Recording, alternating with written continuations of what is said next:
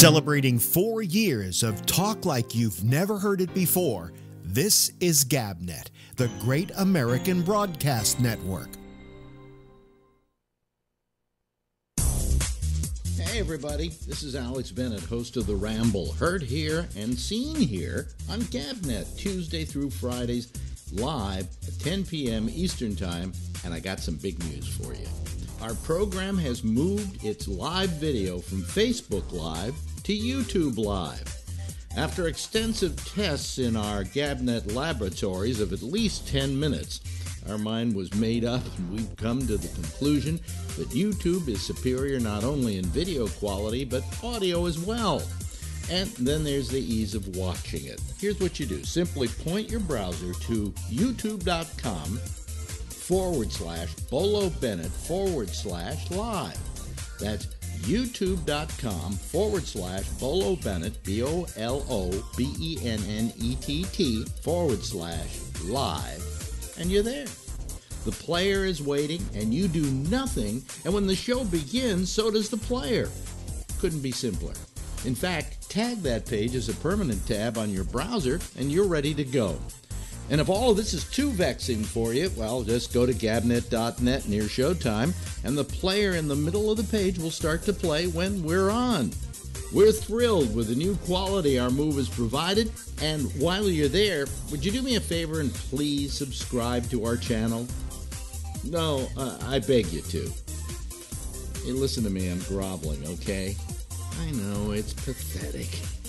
I'm sorry, I'm debasing myself, and I really shouldn't be.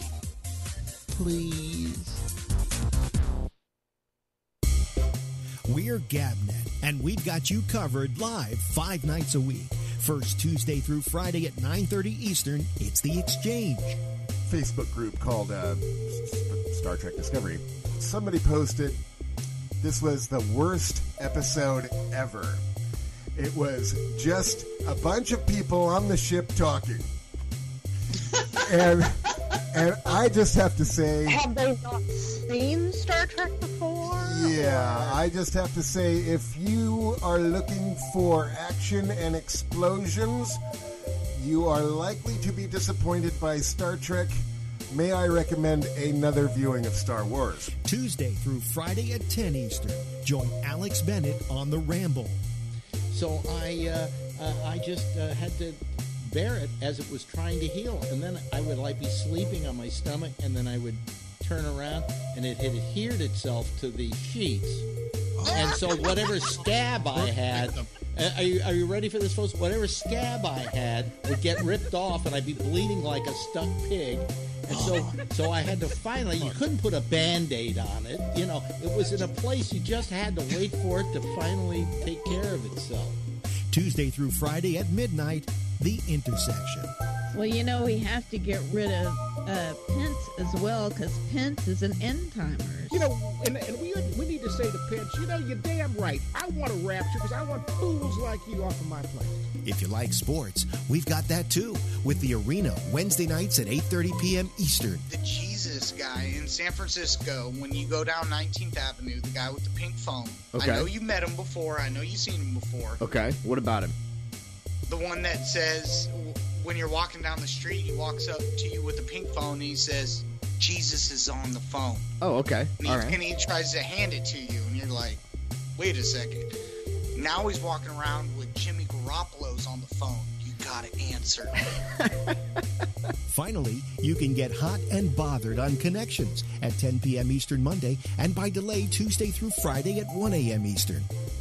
So, Lizzie, you say you never cheated in a relationship. Nope. But you do understand cheating. And I'm pretty sure you may have done that in some way, shape, or form, just not in the relationship. You ever cheat on a test? You ever cheat on your diet? Yeah, my pregnancy. Yeah. I failed. Dang it! It says no. Last test I took, I failed. Two tests you don't want positive, right? HIV and pregnancy. Catch up on all the shows with our weekend flashback. All shows have the Citizen Panel, an exclusive concept of GabNet. It's new, it's daring, it's talk like you've never heard it before.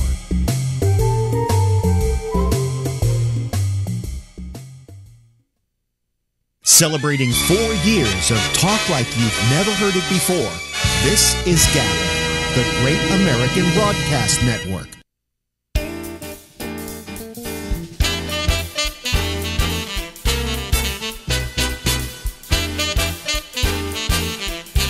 Let's all sing along with Alex.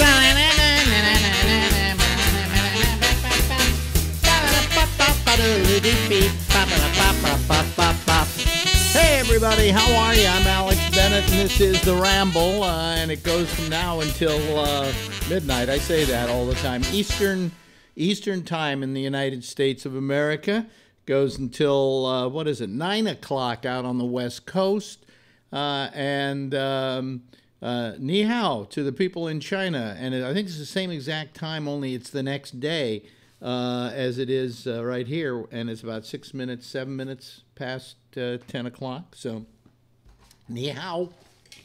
I know how to say hello, and that's all I got out of going to China was to be able to say ni hao. The rest of that language is so unrelentingly difficult to do, to comprehend and to speak, that it's a language, if I had time in my life, I would learn, just to say that I had learned it. But I came away from China with 5 words, 2 of which or 3 of which I've forgotten. Ni hao, say hello, ni hao. Well, Gung Ge Fa Choi means Happy New Year, but I knew that before I ever went to China. Let's see here. Booyah. That means get away from me.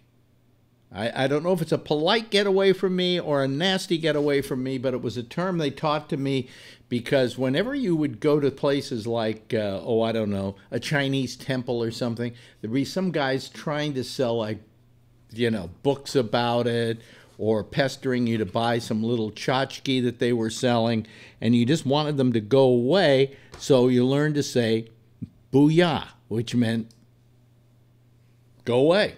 And that was easy to remember because booyah is kind of a word we use for things. It's a non-word that we use. Anyway, so I learned that, and I learned, bing was the other word we learned. It's the word for ice. Because you can't get ice in China.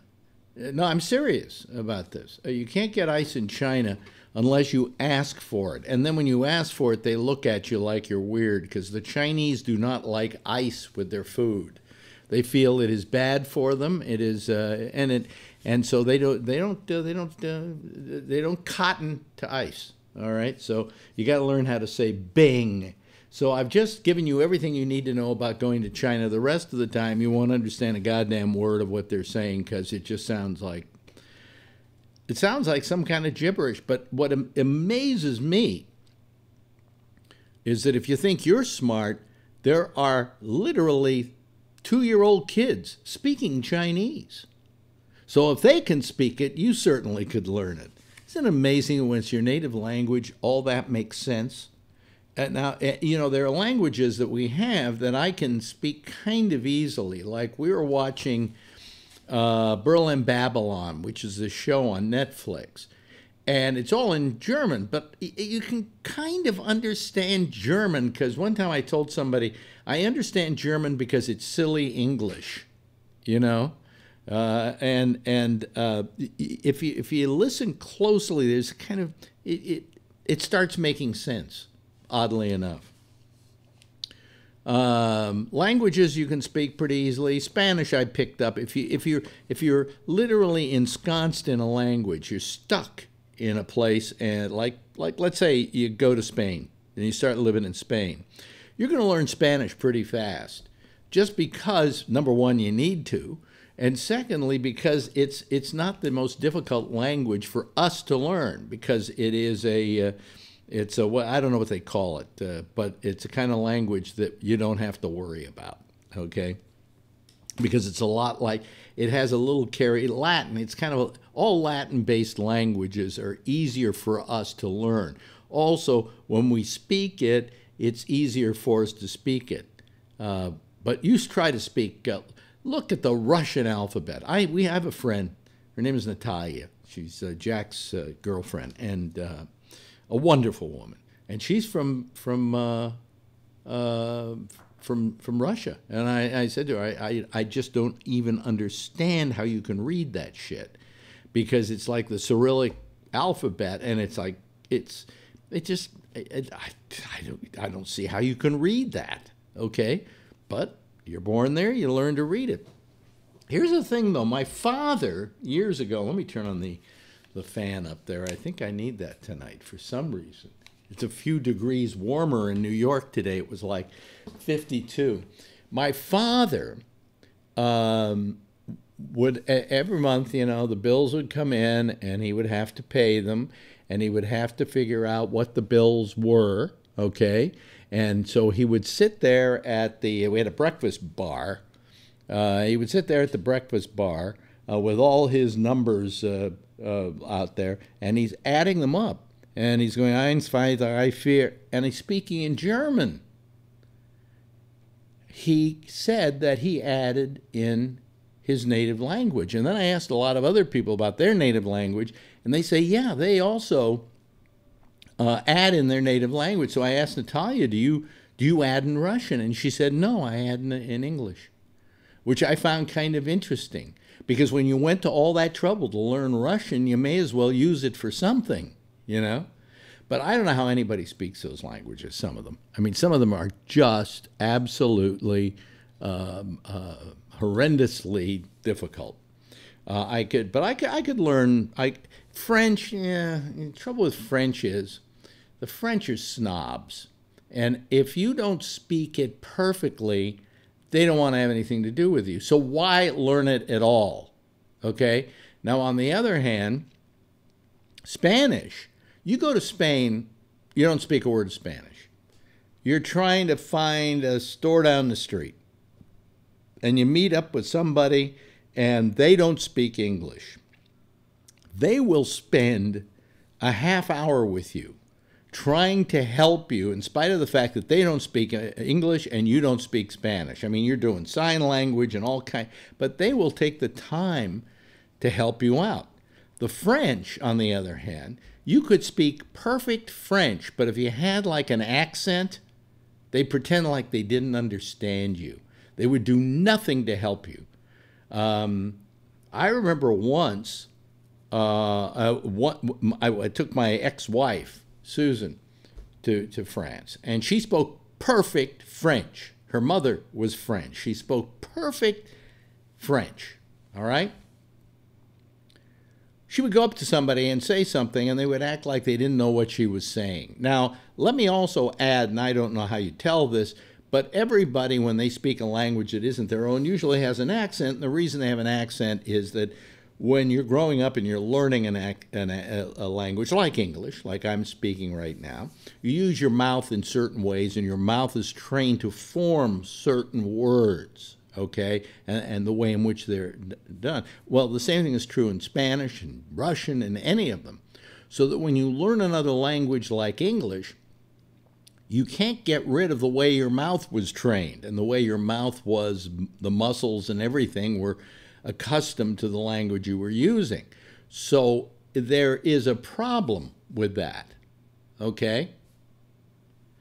And so people do have a problem with accents. Well, she didn't have an accent. They knew she wasn't French, but they couldn't figure out where she was from because there was no discernible accent that she was using. Okay? All right? Does it make sense so far? They would act like they didn't know what she was saying. And believe me, she spoke fluent French. Her mother was French. So she learned it in her house. She spoke fluent French, but she didn't have an accent. She had maybe a lack of an accent or something. And they would pretend like, we do not know what you're trying to say. You're not pronouncing the word perfectly, So I never wanted to learn French. I never had a desire to learn it because once you learn how to speak French, you got to deal with the French. And I really don't want to. So fuck them and their lousy language. And by the way, they should bathe more often. I'm saying that out of experience, all right? Because we went to the Olympics, the Winter Olympics in Albertville, and we rented a car, and we rented it from like Hertz, right? And we go to pick up the car, and the woman takes us to the car, and we're standing between her, and she's French. Even though we were getting the car in Switzerland, she was French, and she had an odor that to this day I gag when I think about it. And we were just all kind of like trying to stay as far away from her as was humanly possible. So the French don't bathe as often as they should. In fact, during the and I don't call me racist or anti-Franco or whatever, a Francophobe. Don't call me a Francophobe, because during the Revolutionary War, not the Revolutionary War, the war they had in France where they beheaded people and all of that, and stormed the Bastille and all that. Okay, during the French Revolution, the aristocracy didn't bathe. They never bathed. It is a known fact they never bathed. That's why you always see movies where they're putting powder on, and they put immense amounts of powder. They rather than take a bath, rather than just jump into the closest stream, they would like powder themselves and try and cover the smell of not bathing. So don't give me a bad time when I say the French don't take baths, okay? I know. I'm going to get some kind of crap for that. But it's not true. So anyway, that was what happened with the French. And but the Spanish, on the other hand, just wonderful people, and they bathe too, which is nice. They like their water. They like the Mediterranean. They take a dip in it every now and then, and they keep themselves clean. The Italians are okay when you're traveling. They're kind of fun. The great thing about Italy, the greatest thing I can say about Italy, is the food. The food, you could go, and I proved this to girlfriend the last time we went to Italy. I don't know if she'd ever been to Italy before, but I said, when we go traveling, let's stop at like a restaurant beside the highway. I want to show you something. And so we did. We were driving down, and all of a sudden there was this restaurant. It was right in the middle of the highway. It was an arch over the highway, and on the arch was the restaurant. So basically, and it had gas stations and everything there. So it was kind of a gas station restaurant. Okay, and you're going to say, okay, what kind of fucking food are you going to get at a gas station restaurant? We go to a gas station restaurant here, and we're lucky if they even have food. They probably have a vending machine that puts out 3-day-old sandwiches or something. We ate there, and it was unbelievable. Great pasta, prosciutto. I mean, it was, and I told her, see, I told you, you eat at a gas station and it's good here. Now wait till we get to, wherever we were going. You want to taste some great food, we'll go to a real restaurant. But, I mean, this is as bad as it's going to get. And it was terrific, So I always remember the first time I ever went to a gas station in Italy, and I decided, I love prosciutto. Let me try some of this prosciutto. It's probably like dog prosciutto or something. And I had it. I was dying. It was so good, because prosciutto is my favorite meat of the meats. Okay. Anyway, you're probably wondering what I'm wearing tonight. And to people who live in New York, they know what this is, right? Ready? You know what this is. Am I right? Let's all say it together. This is a WMCA Good Guy sweatshirt. And it looks brand new, doesn't it? And that's because it really is. It's not that new. I had somebody... let me explain the Good Guy t-shirt, sweatshirt to you. Today I did an interview with one of our regulars on the program. He's from New York. Stephen Pearl. And Stephen said to me, started to talk to me about Cousin Brucey and things like that. And this is a disc jockey in New York. And then we talked about WMCA. It'll probably be on next week, so I'm not going to bore you with the stuff we talked about there now. I'll bore you with it then. But I was going through looking for a sweatshirt to wear tonight. And I saw these in the bottom of the cabinet where we keep all the sweatshirts. And this was given to me by somebody who had them made up. These are knockoffs. This is not an original. It looks just like an original. I think if there's anybody out there who remembers the WMCA Good Guys sweatshirt, you remember this, right? It looks for real. This is exactly how it looked. In fact, this face here was what I would say was the precursor to the smiley face. There wasn't a smiley face emoticon at that time, but this was the logo for the radio station, and it's WMCA Good Guys. Now, here's the thing about Good Guys sweatshirt. There were 1 million of them. Literally 1 million of them in total, what I was told. None of them could you buy. It was the greatest radio station giveaway of all time. They gave these things away. You had to win them. You had to go to some place where they were doing something to get one. You couldn't buy a Good Guys sweatshirt. So if you had a Good Guys sweatshirt, you were pretty cool. And I had one that I used when I went there. I was the last. I have a distinction. I was the last good guy.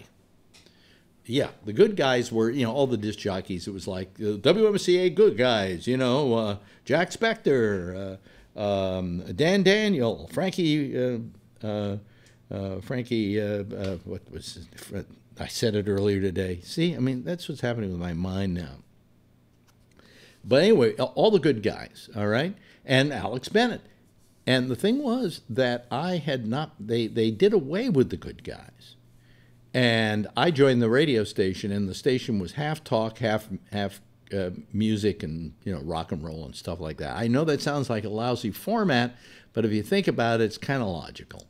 What they did is that from 10 o'clock at night to 10 o'clock in the morning, they were talk. And then from 10 o'clock in the morning until 10 o'clock at night, they were music. And that kind of makes sense because, you do talk overnight, and then they did a morning show that was talk. And then they started running music programming.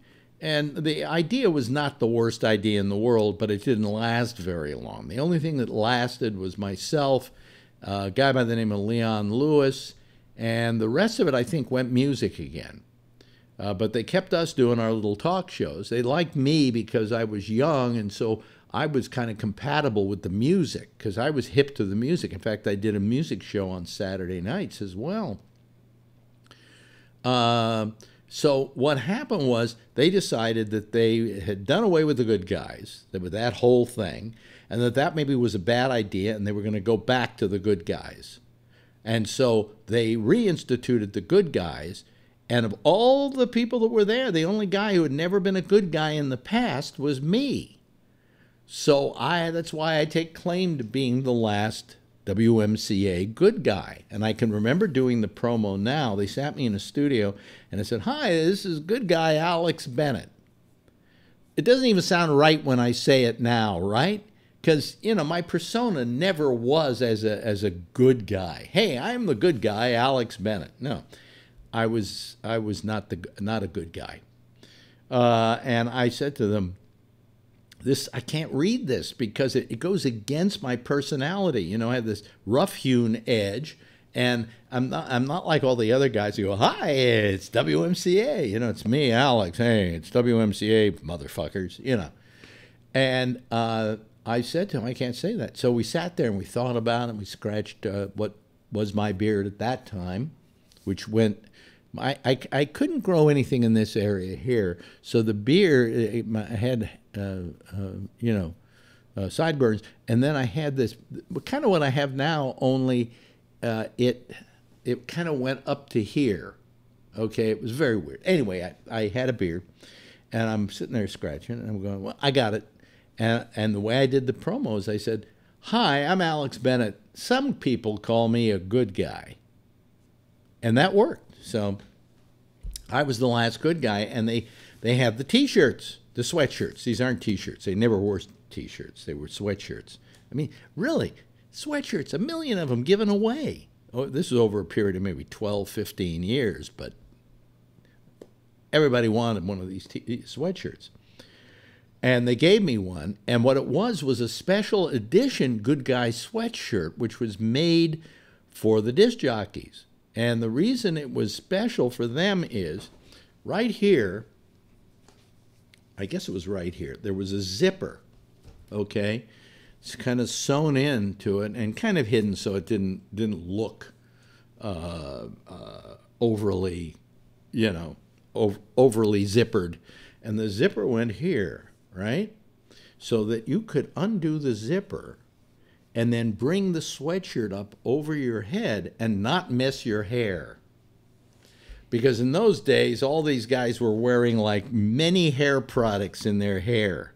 And some of them, like Jack Spector, who was losing his and kind of was trying to fool everybody by weaving it around his head. He didn't want that thing moving. He sprayed it like crazy. So we had special shirts that we could take off without mussing our hair. To anybody who knew the WMCA Good Guys and knows what I'm talking about, they know what I'm talking about. Let me see, what is everybody saying? Live chat. Let me go to live chat so that I see what everybody's saying. So anyway, that's me and the WMCA Good Guys sweatshirt. I like this. It looks cool. It is so cool. And your girlfriend said it tonight. She said, boy, that is a beautiful color. And it really was. It kind of is, if anybody remembers the Good Guys, it was a very special color. It's kind of orangey, but it's a yellow orange. And it's really nice. So that was that's my story, and I'm sticking to it. I got a couple of stories here, but we can get to these when we talk to our citizen panel. Let me just tell you a few other little notes.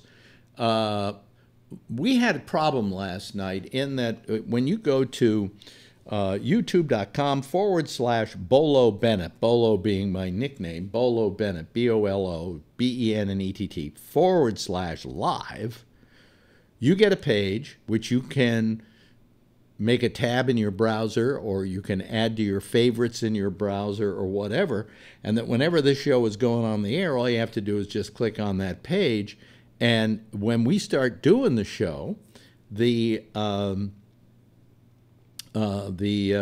screen will start putting the show on like it's on right now. I have it here on that particular page, the Bolo Bennett /live page. I have it here on another thing I've got. I can even go, and I wish I could show you, but I haven't got room to show you. I guess I could move it over. If you ever have trouble getting it, just go to gabnet.net. And at gabnet.net, we have the live video as well, okay?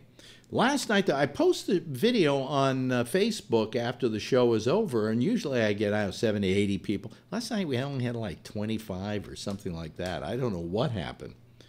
But anyway, so we had problems last night if some people were trying to get on, but we don't have any problem now, so...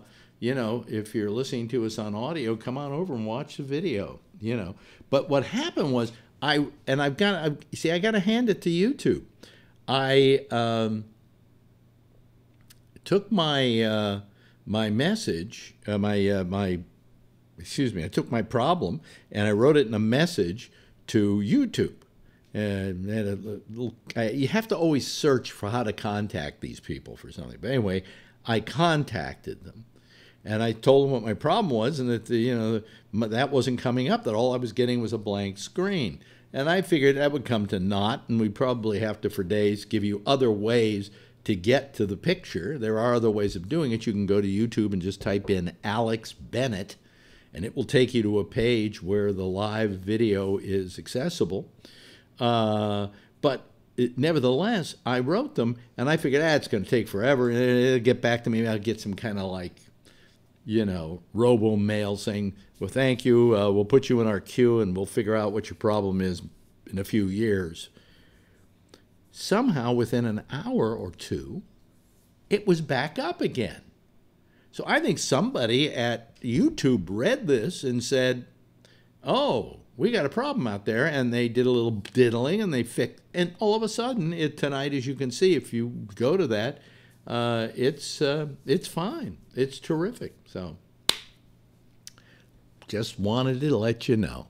Let me do something and turn on the Skype lines. As you know or don't know, if this is your first time ever watching the program or listening to the program, we are on a little thing called Skype.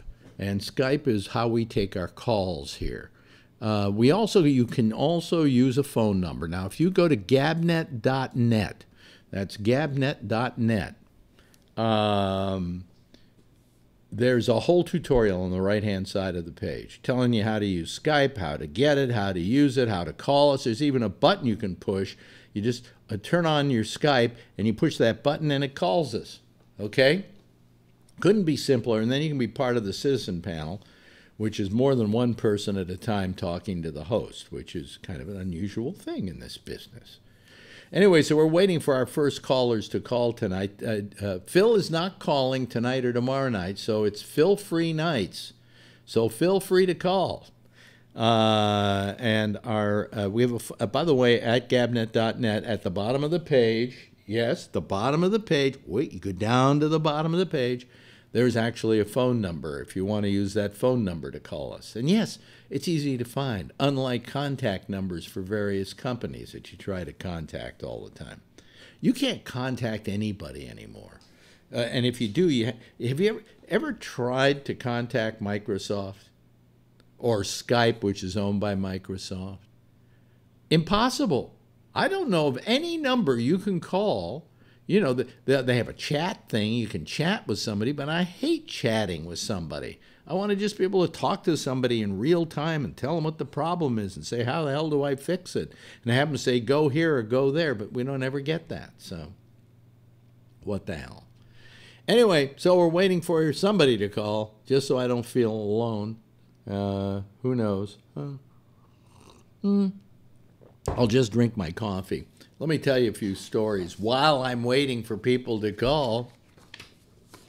I know you're out there because we got a lot of viewers right now. It looks good. Yeah, it's looking good. It's looking fine. Oh, there we go. Rick Horn.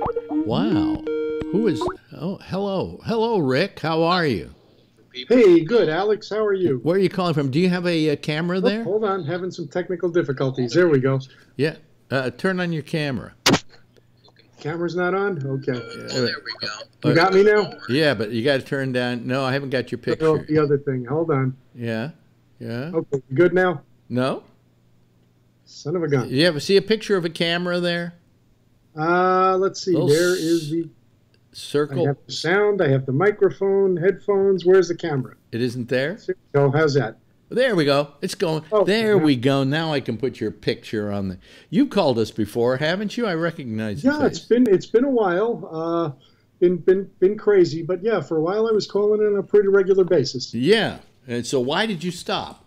There's the question, because we got bored. Actually, it was nothing you did. Nothing we did. We didn't get boring or anything like that. Not at all. What happened was my job had become so insane that I was conking out every night. I had a territory manager who got cancer, and I was covering the entire Northeast. I seem to remember that. You said, yes. And you were starting to cover all the Northeast. And I've just been going insane. I have a new guy working that's great, and so now you have more. I miss you guys. So you have more free time now. A little bit. A little bit. It's time to breathe. Well, yeah. Well, it's nice. It's nice to have a job in this day and age. Yeah, that I'm not worried about. Especially as you get older. You know, you're right about that. How old are you? I'm 64. And the company loves you, right? They do. Yeah, because some companies don't mind age, and other companies do. I'm not sure that they mind, but I've got a lot of knowledge. I've been with them for 24 years. So, yeah. But somewhat of a relic. But what I find though is that some companies want young people because they don't have to pay them as much as the old guys. Very true. I've seen that a lot in my industry. And, Now your industry is what again? I'm in the woodworking industry. We manufacture high-end cabinet hardware, hinges, drawer slides, and some other, functional hardware. I'd like to say that's exciting work, but some of the stuff is actually kind of fun when I have to tell guys how to do certain things. Oh, really? Like shove it up their ass? Well, believe me, I'd love to say that to an awful lot of people. And the only reason I won't the day I leave is because I don't want them to have a bad taste in their mouths about the company. So by the way, we need more callers, folks, just in case you got the idea that what the show's about is people calling us. And they will, I'm sure. Alex, you touched on something earlier that's close to my heart, and that's prosciutto. Prosciutto. I work for an Italian company, so I've been over there quite a few times. Oh. Am I right about the gas stations? Absolutely. Along the autostrada, you just go up there. Not only are the meals good, but then they have like a deli inside that has, you can get all your cold cuts, prosciutto di Parma. I said to myself, look, that prosciutto can't be that good. So I took the prosciutto. It was like, it was one of these things where you walk along and you pick the stuff out of the thing on a plate, right? It was a serve yourself, right? Right. So I got the prosciutto. And I went, oh, fuck, I got to go back and get more of this. Yeah. It was just that good. It's the real deal. It's, they didn't even serve it with the melon or anything. They didn't give a shit about melon. Right. It was good enough. They just went, this is it. This is good. And then, so I went, well, they got to fail at some point here. So I went and got the tiramisu. And you haven't had tiramisu till you've had it over there. It was amazing. Now, I've got to tell you, that was the worst meal I had in Italy. Okay. Right. I understand. Because then you go to another restaurant, and I went to one restaurant we were at Lake Maggiore. Yeah. Was it Maggiore? We were Lake Maggiore. We were in Lake Como. That's where we were. Oh, Lake Como. Okay, I was there on my honeymoon. Yeah. I went up there to spend time with George Clooney. Anyway, I remember going to this one restaurant where I think it was like pre-fee. They just said it's so much and that's it, and you sit down.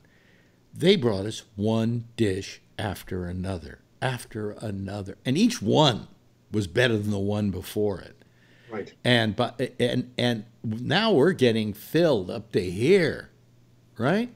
But it's not. Boy, it was some mighty good eating. Great food. I've spent up to 5 hours having dinner in a place. Yes. And the best part is the wine, because there are no added sulfites on the wines over there, so you don't get a headache. Yeah. I've put away incredible amounts of wine and never woken up with a hangover. Yeah. Well, here comes our friend Rob Alfano. There we go. Meet Rick Horn. Rob. Hey, Rob, how are you? Good to see you again. Likewise. Yeah. Long time. How's your wife doing?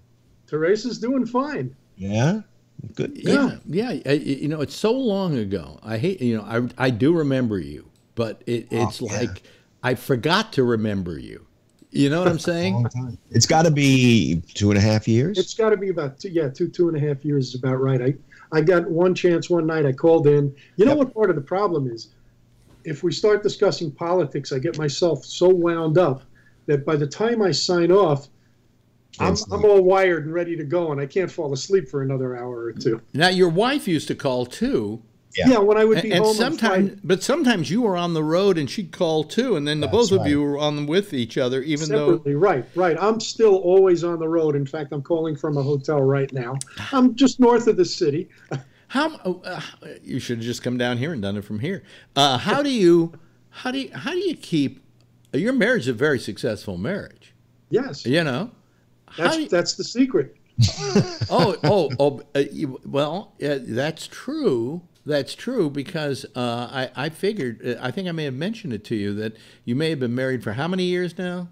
Well, it's 4 years now. 4 years, okay. But it's more like you've been married for like 30 days. Exactly. Because you're out all your way. You're always glad to see me when I get home on Friday nights. It's like the old song goes, how can I miss you if you won't go away? You know. Who did a great version of that? Jeez. I don't Dan Hicks and his hot licks. Yeah, I think so. Somebody like that. You were a regular on the Public House too. Yes. Albert show. Yeah. Albert, yeah. I have no idea where Albert is right now. Really? I think he's living in Florida. Oh, so you got out of Queens?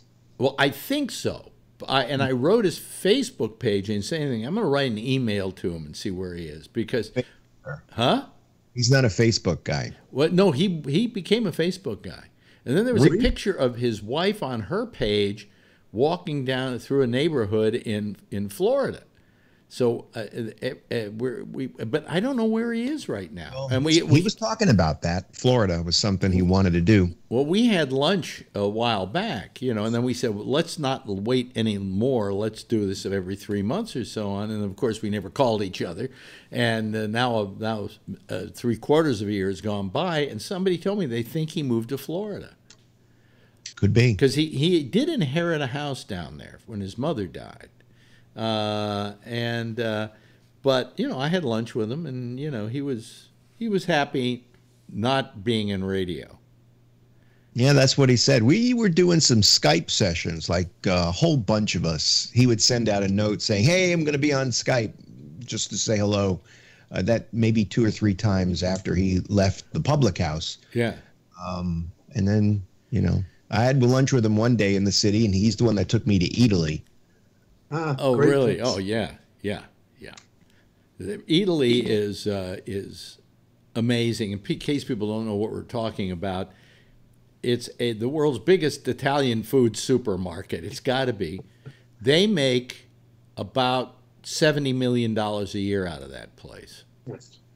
And it's good. Huge place. Well, I can't go down. See, I'm still dieting because I'm having a hard time during the winter keeping it off. I mean, I'm keeping it off, but it's harder during the winter than any other time. But when I suddenly find that I've lost a bit of weight, I run down to Italy and we get the ravioli, and I get the little tiny ones, which I love, and then we get the regular size ones, and we feast on it for 2 days, But now she can't even eat that because here's what's happened with my wife, okay? Not only was it boring enough with me being on a diet, right? But she, in fact, since you saw me the last time, Rick, I've lost something like 55, 60 pounds. Really? Yeah. Wow. See? But I wish I could say that. Yeah. But anyway, so it wasn't boring enough that I was on a diet, but then all of a sudden she's been having these allergies and she scratches like crazy, and then she has these hypodermic needles, so she has to shoot up this stuff to keep her from itching, right? And I said, you're on your way to being a very good junkie. Yeah. We have all the needles you need here, and she knows how to shoot up, boom. She does it in a second. She just she doesn't even think about it. I think these needles go in by just touching your skin slightly. She ordered a Wartenberg wheel just so she can scratch herself with it. Just roll it up and down. Yeah, but anyway, so now she's still itching. So her allergist said, "Well, we've got to do something about this. I want you to go on this very strict diet." And this is a diet that's so strict, I think water isn't on it. Okay, I mean, it's just terrible. And so she pretty much has to have what I have. She can have chicken, she can have meat, but she can't have any fruits. She can't drink coffee. That kills her in the morning. And they say you do that for 3 weeks and see if the itching stops. And if it stops, then we'll start adding stuff back in and we'll find out what the hell it is. Whatever happened to the Schick test? You remember the test they used to give you on your arm, and then they just waited for one of them to raise? And yeah, they still do that.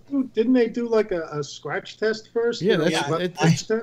I had one done on my upper shoulder maybe about 6 years ago, and they do like this thing, and they test you for all kinds of stuff. Right. And I lit up like a Christmas tree. You're not going to believe this one. Years ago, my wife at the time, Ronnie, was itching and scratching, and really had a bad allergy of some sort. So she went to an allergist, and they did all kinds of tests. And you know what the result was? She was allergic to me. No, I'm not kidding you. She was allergic to me. Nice. Yeah. It was. I found that with this very restrictive diet I'm on, we're eating very few things, and it's chicken and it's steak and it's a lot of cabbage, right? Mm-hmm. all of my itching went away. Things that I thought was, oh, it's February and it's, the house is dry and the weather's dry and my skin is all dry and I'm itching and scratching like crazy. It's all gone. I don't have any more itching anymore. I have so many allergies to so many things that now that I'm eating like this, I don't have stomach issues anymore. I don't have scratching anymore. The problem is I miss everything I used to eat. I had an issue for years growing up with eczema on my feet. And it had finally gotten so bad, I finally got in to see one particular dermatologist. Yeah. And as soon as he looked at my feet, he said, "This is an allergy." And I was like, "Oh, thank God. I've been saying that." It turned out I was allergic to, I think he called it rubber activators. It wasn't rubber, but like elastic. So anything like in your socks,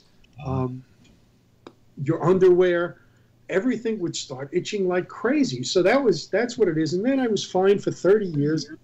Last year, I developed eczema on my hands. I'm going insane. Wow. So, I found that too. When I was young, I had things, and then they went away, like when you hit your 20s. And then as you get older, like in your 50s, they come back. Things start coming back. Yeah.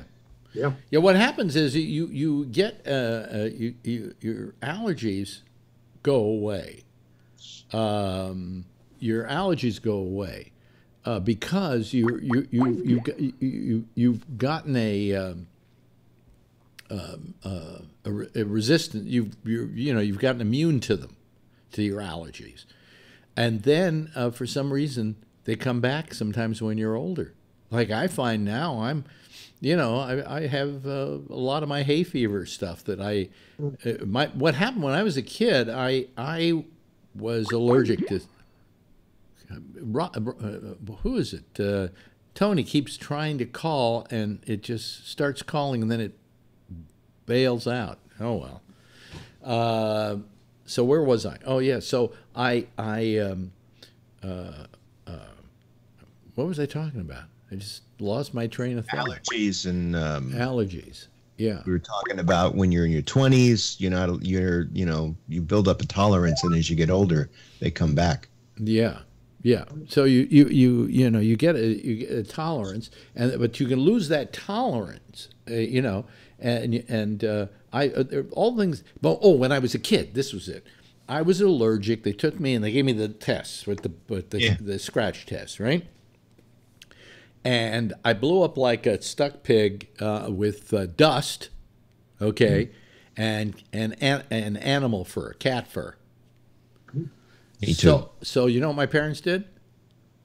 They got you a cat. They never dusted my room, and they got me a cat.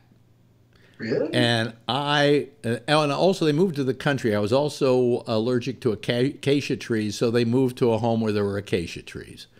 And when they came into bloom, and the cat was rubbing up against me, and the dust in the room was getting high as my navel, and I was wheezing. I would wheeze and wheeze and wheeze, and all of a sudden one day, I stopped wheezing, because what the doctor had said is there are several ways what we could do to prevent your kid from having problems. We can stop all these, stop him from doing all these things, or you can overexpose him to it and let him suffer until he gets rid of the allergies. And that's exactly what happened. I got rid of them. So, I'm allergic to cats terribly. I have two of them in the house. Yeah. I have two of them in the house, and they're both big, furry cats. So what do you do about that? Do you just wheeze on it? I don't feel it. I don't have a problem. I mean, they tested me for it. I had the cat at home. Yeah. They tested me, and then she said, "You're allergic to cats." And I said, "Yeah, I have one at home." She says, "Well, how do you live with it?" I said, I could brush her. I can put her up to my face and kiss her. No problem. Right. Now I have a second one. No problem. So they don't bother me. But I'm allergic to it. The test showed I'm allergic. Yeah, but I had the same thing. I was allergic to everything under the sun. I've had dogs. I've had cats. No issues. But Alex, you're right about the country. I remember reading about some studies that were done, and people who grew up in rural areas, particularly on farms, had a very low incidence of allergies versus people who grew up in the city in more sanitized conditions. Yeah, well, so it's important, I think, that you don't coddle your kids when they get an allergy. Instead, you expose them to very things they're allergic to. And unless it's something that maybe makes them go into anaphylactic shock, like a peanut allergy or something like that. Yeah, well, you can say, well, yeah, the peanuts killed him, but so could the flu. So what the heck? Yeah, but at least you get to practice giving somebody a trach. Yeah. By the way, Patrick has joined us, and Tony has joined us as well. And how are you tonight, Patrick? Just peachy. Dandy, yeah. Dandy, peachy, yeah. It's the same thing. So I just I'm amazed at the fact that my wife is now eating practically. I think she can eat navel lint. I think that's what's on her diet. And she's just suffering through it. She goes, I couldn't eat. They had a big cake for somebody's birthday at work today, and I couldn't eat it. And I'm supposed to go out to lunch with so and so, but we can't figure out a restaurant I could go to where I can eat. And I just want to tell her, because she's listening to the show right now, that really what I did is you go anywhere anybody else goes to eat, and you simply order what you can order. In other words, don't let the world have to adapt to you. You can get along. And people go, well, I'm on a diet. I can't go somewhere because then I'll want to eat the cheesecake. Well, don't eat the fucking cheesecake. Oh, I like cheesecake. It depends. If it's one meal, I can do it. If it's what? If it's one simple meal, I can do it. Like, for example, my wife wants us to go back to New York for the weekend of Easter. Yeah. I told her, I said, if we're on this diet, there's no way I can do that. Because, if we were just going over their house for dinner, that's fine. But we're going to live there from Saturday morning until we leave on Monday. And that house is loaded with stuff. And there's no way I can do breakfast, lunch, dinner, breakfast, lunch, dinner, breakfast. Right. And not cheat. No way. Not in that house. Not with those gorgeous bagels and cream cheese for breakfast and all of the things that go along with being in that house. It's just no fun. Oh, you have a list here, Paul. You can't be feeding you all day upstairs and downstairs. Well, you can probably do the cream cheese. I got cream cheese in the refrigerator. I had it last night. You know what I just found? I just found as my low-cal treat now, my low-carb treat is macadamia nuts. You like those? Yeah, high fat, very high fat. Yeah, but it doesn't matter. High fat doesn't matter. I eat steaks all the time. High fat is not part of this diet. I can eat as much high fat as I want to. The macadamia nuts have 2 net carbs per handful of them, like a quarter of a cup. So you can eat a ton of those things. Now, the thing I can't figure out, here's what I found. Please tell me there's something wrong with this. But down at my store, there is this bread. And it's like right next to the French bread. It's one of the big loaves, right? And they have 2 brands. One is, and they're both from the same company, 2 styles. One is Italian bread, and one is kind of a Puerto Rican bread or a Portuguese bread or something. I don't know. Okay? And I look at the back, and I always look at the carbohydrate count because I want to see what the carbs are. Hi, Jeff. Want to see what the carbs are. And the carb on this bread is 3 carbs per fifth of a loaf. In other words, there are 5 servings in it. There are only 15 carbs in the whole loaf of bread. And I keep waiting for them to change the labeling on it, and they never change the labeling on it. So I assume because they could get in trouble with the government, they got to be right. It's a Seinfeld episode, like the yogurt. Yeah. Oh yeah, it's got to be fat. But I'll tell you, I eat it. I don't find it puts any weight on me really. I don't. How can you have a bread that has that few carbs? Is there some way they make it that it's just not porous? It's not. They don't use flour or something. I don't know. The grains they use or something. Something, and I wrote them, and I wanted to say, well, what's in this stuff? Are the ingredients in there to tell you what kind of flour they use? No. Next time I get a loaf of it, which is about every other day, I'll keep the packaging on it because it comes in a plastic kind of cover that they put around it. And I think they do that because of the nature of the bread, that it would get stale really fast. Is it local? Is it It's local. It's out of New Jersey. It's out of New Jersey. Yeah. So I don't know. Does it taste like Italian bread? It tastes. It's kind of spongy.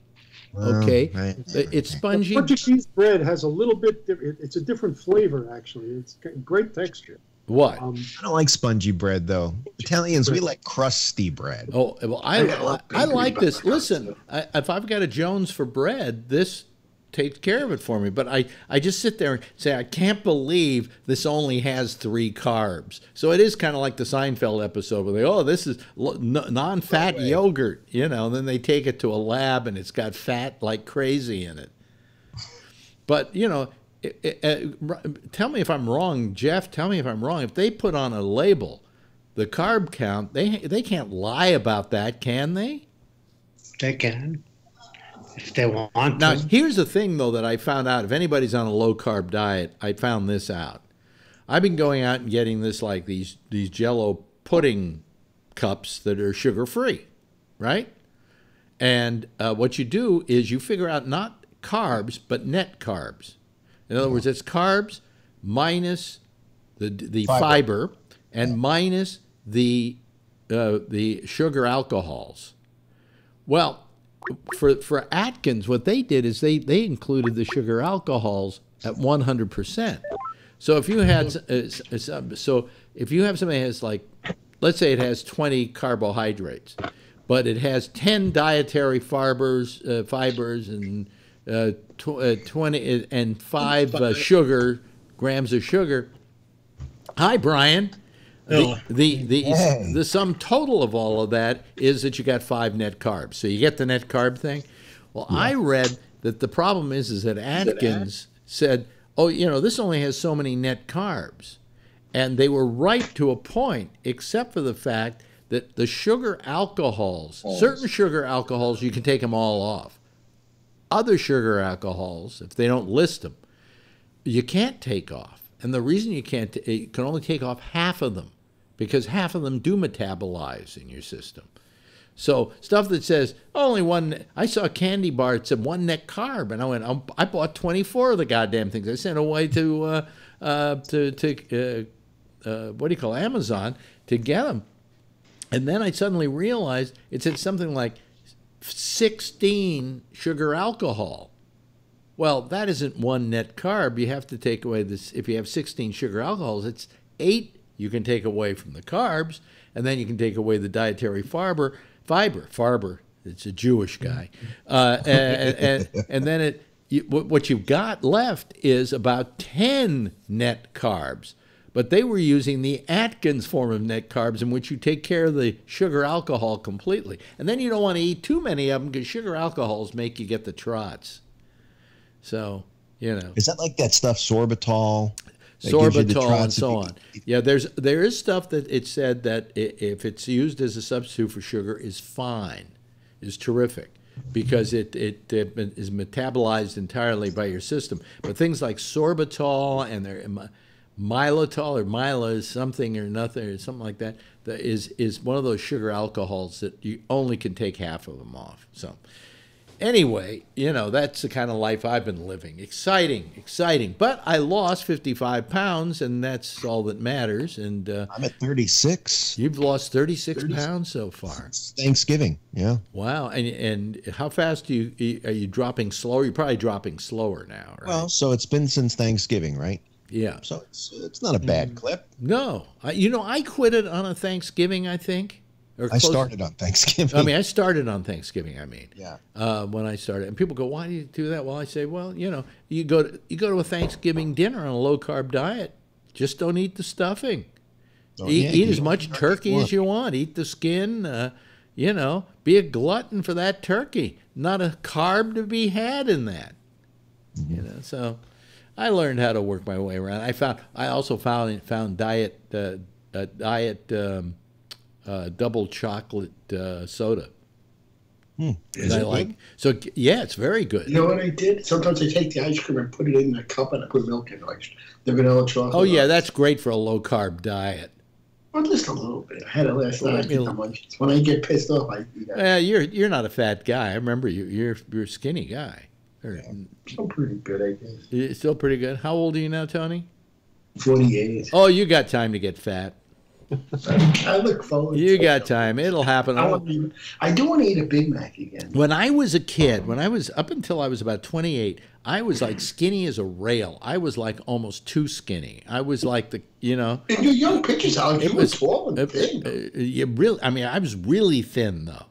I mean, I never went over, I think, 140 pounds or something. And I moved to Houston, and all of a sudden one day I couldn't get in my pants anymore. And I got on a scale and I was up to 180. And that's the first time I ever saw a giant weight gain on my part. That's not much, though, either, because you're over 6 feet tall. What do you mean that's not much? I'm like 180. Today I was almost 188 today. Okay. Which is pretty good. But, I went from 140 up to... that's a lot. All of a sudden I get tubby. And then at that point I started realizing that I kind of had to watch out for myself. But anyway, enough of that.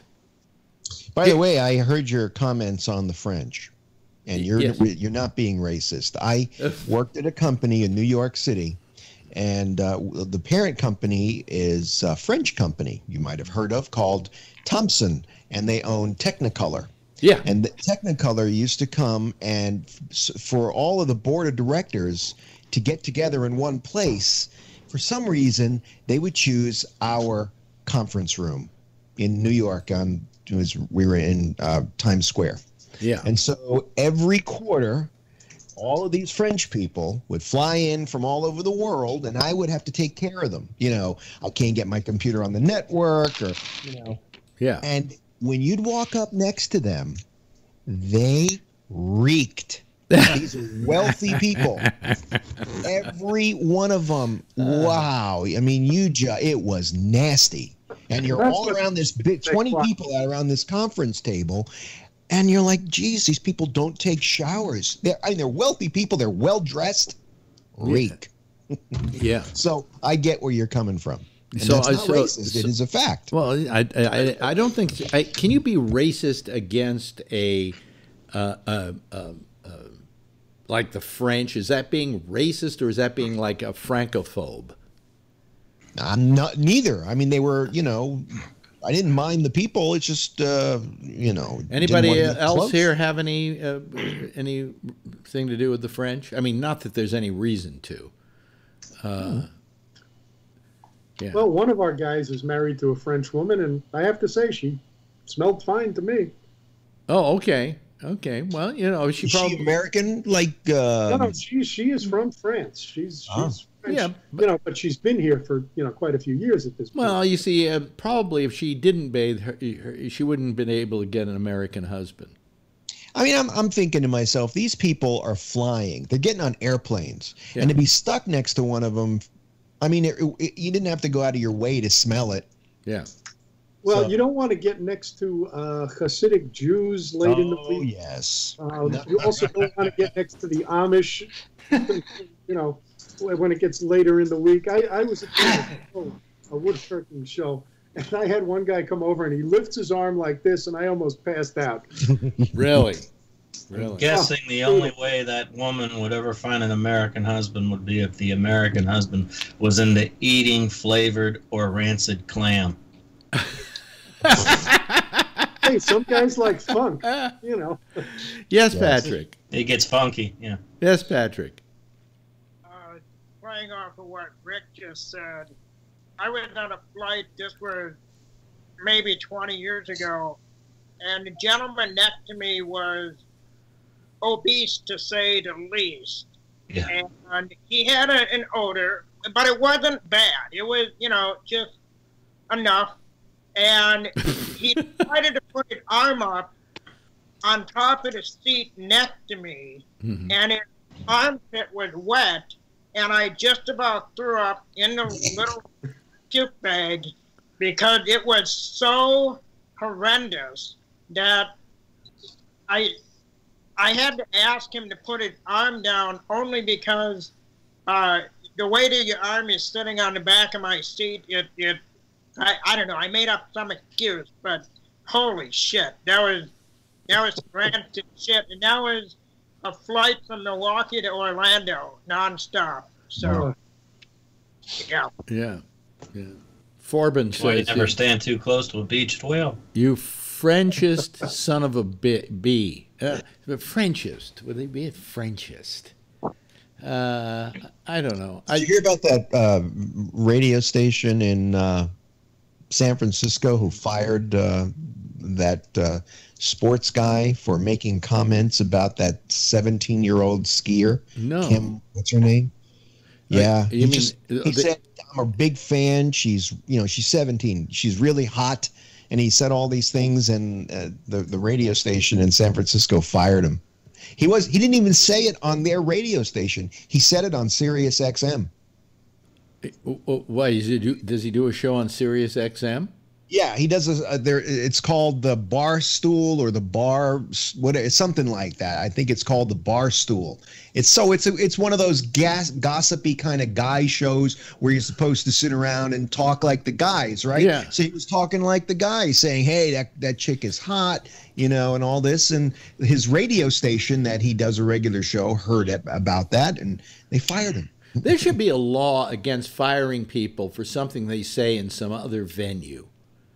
It's none of your fucking business if he does it on some other venue. Yes, Brian.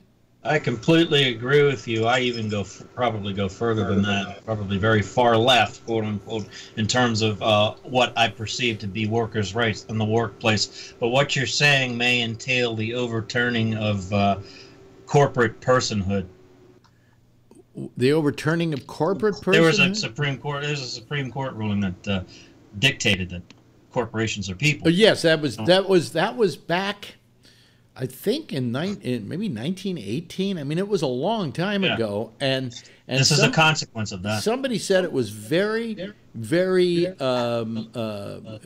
good work on the part of a lawyer who managed to convince the Supreme Court that a corporation could be a person.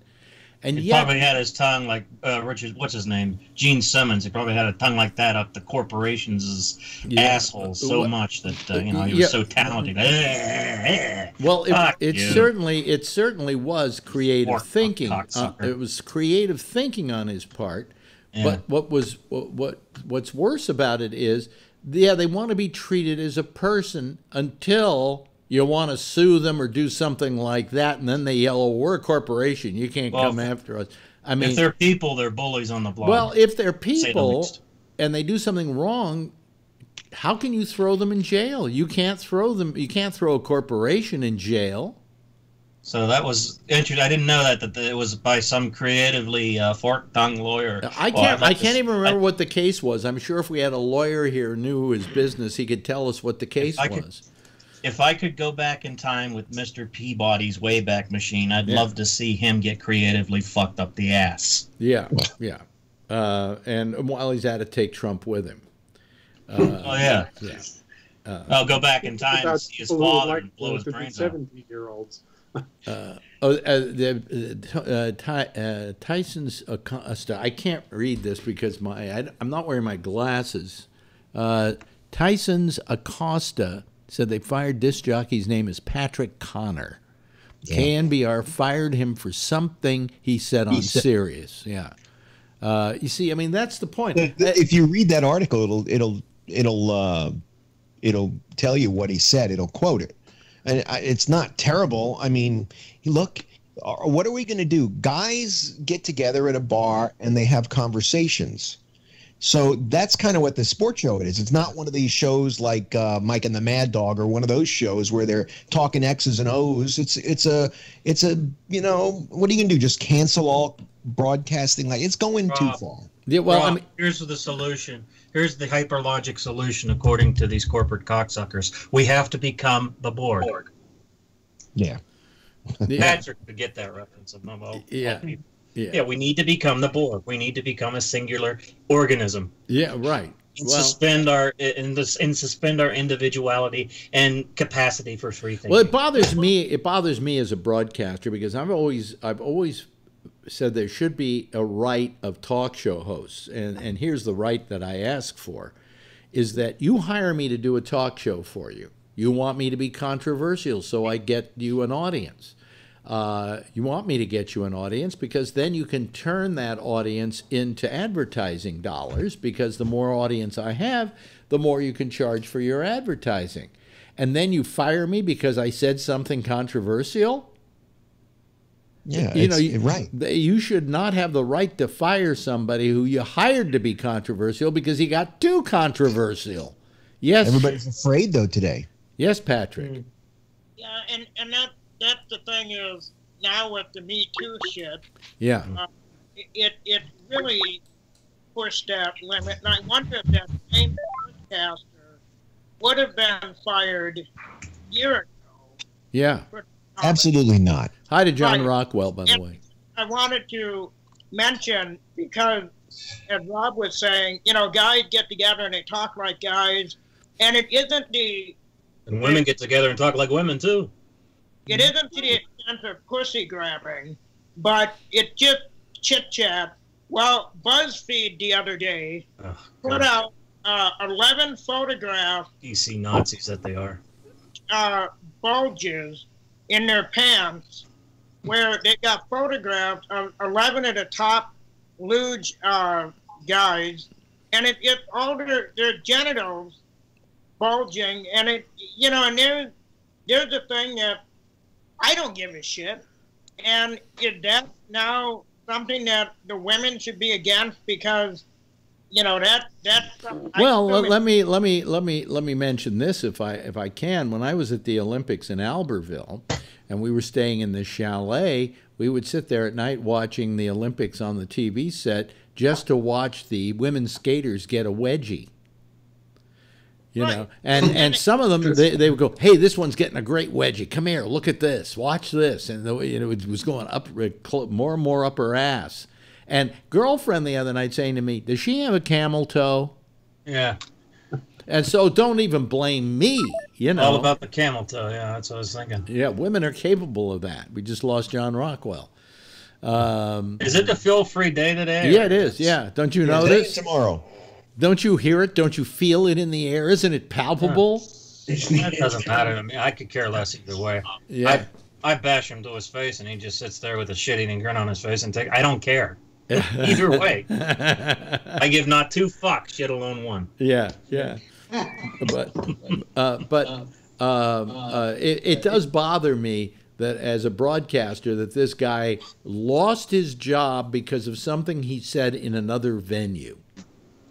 You've got to the point where you can't say things. Everything is taken literal. You can't say something. If you make a joke, you got to be careful with jokes today. So comedians will go out of favor in the next 10 years. If this keeps up, there won't be a comedian around unless you're telling knock jokks. It'll go underground, and hopefully we'll have a civil war and we'll have an armed insurrection, so we can prevent the Borgening from happening. I was watching every night. I record, and every night I try to watch, oddly enough, old Dick Cavett shows because they're kind of amazing. They're kind of time capsules to begin with. He does a monologue, which is a time capsule, and then the people he has on are truly time capsules. I mean, he had interviews with some amazing people, and the other night he had Woody Allen on.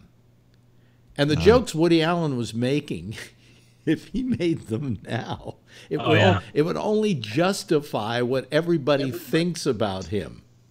I mean, it was amazing. But the thing is, did you hear about this? That Amazon decided to part ways with Woody Allen? They're not going to do any more TV shows with him. Really? Because of the alleged impropriety. I mean, it's the only time I agreed with the president, although what he said was self-serving about the fact that these people are being made guilty before anybody ever proves it. It's just somebody makes an assertion, and that's it. They're out the door. And what you're saying about KNBR would have never happened if this weren't going on in the background, this whole Me Too thing. Right. Because it is broadcasters and organizations who are scared shitless, you know, that they're going to get some kind of taint because somebody said something. Hey, I'll say it right now. I've seen what? This station WEEI, yeah, has suspended live broadcasting from 6 a.m. to 6 p.m. so the entire staff can attend sensitivity training. Yes, I saw that. And you know they're only doing Imagine that television station. Yeah, but you know why they're doing it? For the publicity. I was going to just say it's a publicity stunt. They don't give a shit about women. You know, they care about, hey, we're going to look good. We're having look. About image. I got news for you. You excuse the guy who's on the air from being there at that moment, okay? I mean, come on. Yes, Patrick. It's a joke. Does everybody remember the biggest sports controversy in recent history was allowing a female reporter into the locker room?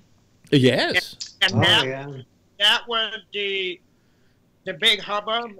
And now you can't even, like Rob said, you can't even joke anymore. And I would think the sports world, both male and female, would be the place that a little bit of raucous humor would be allowed, just because, you know, everybody is in the locker room, or everybody is sweating, or everybody is, you know, it's a different environment than a professional work environment in an office. So you would think there would be a little bit more leeway in that versus where Rob worked, you know, or where I used to work, you know. Nobody knows how to act today. That's the problem. The companies don't know how to act and how to be yet. So everybody is so sensitive to everything that this kind of thing happens. Now, what I find interesting is that Sirius XM didn't get rid of them, and that's where the so-called thing took place. Right. Exactly. Yeah. But then again, they don't give a shit about anything. Yes, Patrick. Sorry to hoard this. It just reminded me of something. And I may have told this story on the air before, but when I was still working at my former employers, a friend of mine and I, we've been working together. We both started together, and after I got paralyzed, we were still working together. And a new gal was hired, and she was in an office right across from my friend. So my friend called me in her office for something, and we were just chit-chatting, and she said, hey, you want to have a little bit of fun?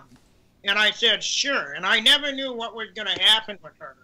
So she started yelling at me loud enough so that the gal across the hall can hear, why the fuck aren't you walking? Why are you so goddamn lazy sitting in that chair? Get up! Quit being so lazy. And the gal across the hallway, she didn't say anything, but when I rolled out, she's kind of looking sheepishly at me. And I said, you know that was a joke, right? And she didn't know what to do. And this friend of mine and I, we were talking about a week ago, and we were reminiscing about some of the shit that we used to do. There's no way in hell we'd be able to even joke about that now, even though I'm the center of the joke. It would be so insensitive, and like Rob said, companies don't know how to react or how to deal with things anymore. So, Patrick, yeah, I was just going to say, how much you want to bet that lady you're referring to, that third party, wanted so desperately, she was, you know, her pussy was wet to the sense that she wanted to be the busybody bitch that gossiped around it. But I can't, because he's in on the joke. He is the center of the joke. I want to so much fuck her career, but I can't. And she's got blue clit lips over it. Yeah. Welcome back. It's good to see you, Brian. It's good to have you here, Brian. Yeah, let me read this for a second. Cathartic, I'll say that. It says Barstool co-host Patrick O'Connor was fired by KNBR Wednesday for making a series of sexually suggestive comments about 17-year-old Olympian Chloe Kim. Hold on a second. Oh, there's Bree. Calling from Dubai. Hello, Bree. How are you? Is he there? Hi, Bree. Hi, Bree. Are you there? There he is. Hello. Yes. Oh, okay, good. Let me just continue reading this. Patrick O'Connor called the American snowboarder. Now you can say this on Sirius XM, okay? Because I know. Because you say shit and fuck on Sirius XM. You can say anything you goddamn please on Sirius XM. He referred to her as a hot piece of ass. Yeah. After her gold medal win on Tuesday during a conversation on Barstool Radio's Sirius XM show Dialed In with Dallas Braden. She's fine as hell, Connor said on the program while speaking with a former NBL player, Dallas Braden, and comedian Brody Stevens. If she was 18, you'd be ashamed to say she's a hot piece of ass. And she is. She's adorable. I'm a huge Chloe Kim fan. Well, he wasn't. But she's 17, right? Huh? She's 17 years old. He didn't say he wanted to rape her. No, he just said she was a hot piece of ass. It states, West Virginia, age of consent is what, 16? Maybe 15? Yeah, but I don't know if I would call her a hot piece of ass, but he did. So. Take into account the show called Barstools, men talking about sports and being a little bit irreverent. If that's not your thing, tune out. Right. But that's the name of the show. Sorry, Alex, I'm having get Rhodes Scholars sitting there talking about theories of whatever. Boy, Bree's having trouble getting in here tonight. Yes, Jeff, and then Patrick. Yeah, but the problem is not that the bar show was the problem. It's that he has this other job, and that, which maybe his principal job, didn't agree to this kind of stuff. Yeah, but what was it? Say it on their airwaves. But wait a minute. Number one, it wasn't said on their airwaves. And what business is it of theirs? You get what I'm saying? What this person says, Alex? Yes. When you're a public it's context. person. What? It's context. That's what he said. It's context. Howard Stern gets away with saying a lot of things because he's established himself as that kind of a person. This guy doesn't have that kind of power, and also, she's an Olympian. At the Olympics during the Olympics, so if this was a juvenile delinquent who had gotten arrested and it was a mugshot and they said the same thing, nobody would care, right? Well, I think that there's you have to consider the context again, and the context is Sirius XM, a show called Barstool, in which guys are sitting around acting like really asshole guys. Like they're in a bar. Do you think, for instance... That's not where the guy got fired. Patrick has his hand up. Yes, Patrick. The thing is, what he did, I've got a small issue with her being 17. However, the thing that he did is say out loud what I probably would be thinking in my head at home. And the thing is, I know enough not to say that even out in public. However, I don't think that's a fireable offense because it was at a different venue than his main job. Yeah. And his job, if he said it on the air at his employer, the main job, then yes, I can see them saying, because of the way that things are now that you can't even look at somebody cross-eyed, maybe he could be fired. Yeah. But because it was his other thing. It wasn't his day. It wasn't their job. And if Sirius XM wasn't aggrieved enough about what he said to fire him, then these KMBR shouldn't have. Yes, but John Rockwell has his hand up, and then you, Bree. I got sort of frozen out before, but I'm glad I'm back. Actually, you and I had a similar sort of thing with Midnight Blue. At one point, near the time before I left, you had moved to WMCA, and they didn't want you on Midnight Blue all that much because they were much more. They didn't want to have that rep. So you had me doing like announcements and stuff because MCA didn't really want you to be the presence, even though you were the producer, you know? Yeah. And they were like, oh, we can't. So you're like, John, why don't you do the voiceover on this thing? So I'm not. Wait, you weren't the on-camera. Rob says he understands that, and then we'll get to you, Bree. What? That's coming out and saying straight up, this is not our image. At this radio station, this goes against what we consider our contract with you. This is not who you are on WMCA, and thus we would not like to see this happen. I get that. That's all fine, and that's good enough for me as an employer. If I were they didn't kick you off for that. I mean, right. They've told me we don't want you on a show like that. If you do, then you could leave here. That's fine. I don't think they told me I couldn't do Midnight Blue. I think they were just not happy with it, and so I tried to kind of minimize my presence. It wasn't as bad as shit or get off. Bree was yelling for attention. Yeah, Alex, I think we're seeing a blurring of the lines between a lot of different things, in terms of like personal communication that becomes, mass communication, and then satellite radio. That it used to be you could say things like that and nobody would really hear about it. We used to there's a thing in radio. I worked in college radio.